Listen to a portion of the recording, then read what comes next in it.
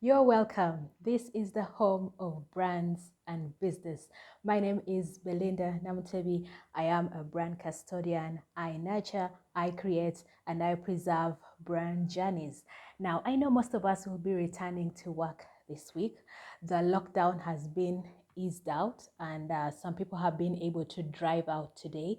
But for everybody who has the aspiration to start a business in the future, I would like to share with you some business opportunities at your workplace that you can start preparing yourself for. So, for starters, the workplace is a training ground for all of us. And just like any training ground that you have been to, all training grounds are transitional.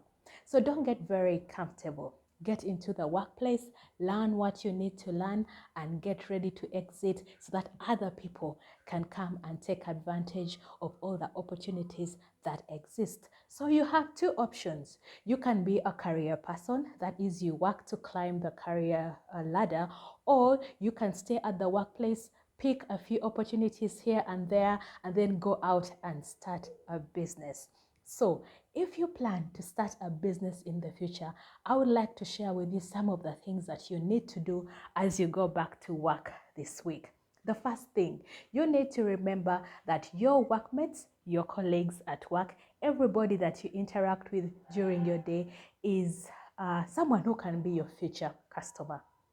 If you started a business today, the first people who you will be able to promote your product to will be your workmates, because you spend most of the day at work. You spend over 8 hours with your colleagues at work. So when you start a business, you can take advantage of the large network at your workplace to promote the product. These people know you, probably they like you, and they want to support you. And if they are good friends, they will give you great feedback that will help you improve your product.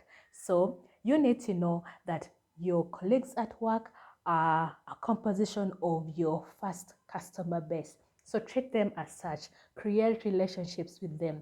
For those who are close to you, you can share with them what your plans are so that they can support you along the way. And when you finally open your business, they can be able to support you. The other thing that I need you to know is that everybody who supplies product to your workplace is an opportunity for you to do business.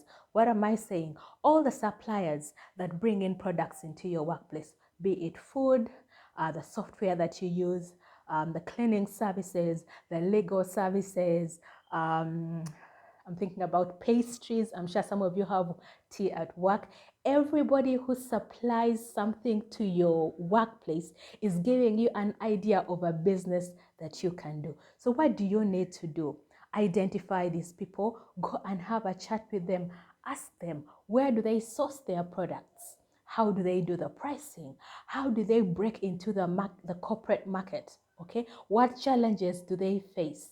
How do they handle money? Do they do training? How do they hire their employees?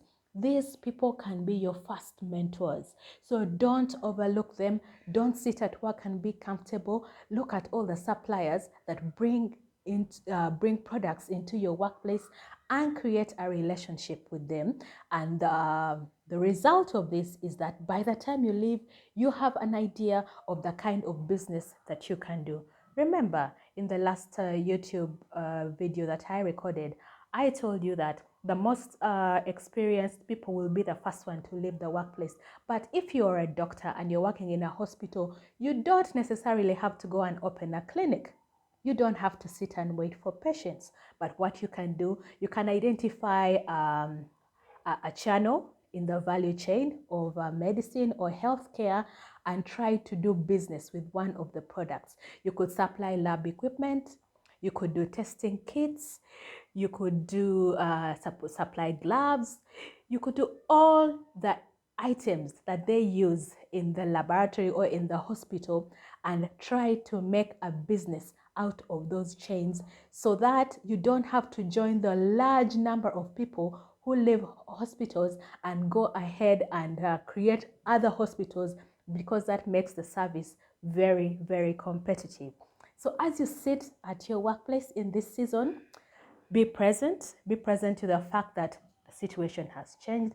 There have been so many changes. Some people are going through a hard time, so we need to be very careful and compassionate with them. Two, we are dealing with very uncertain times, so people are not very confident in their decisions. So still be patient and give people time to test out their abilities. Three, if you have an aspiration to be a business person, one, look at your colleagues as your future customers. Number four, study the value chain of your business. Understand the suppliers who bring in products into your business and create a relationship with them, because right there is an opportunity for you to do business in the future. Thank you.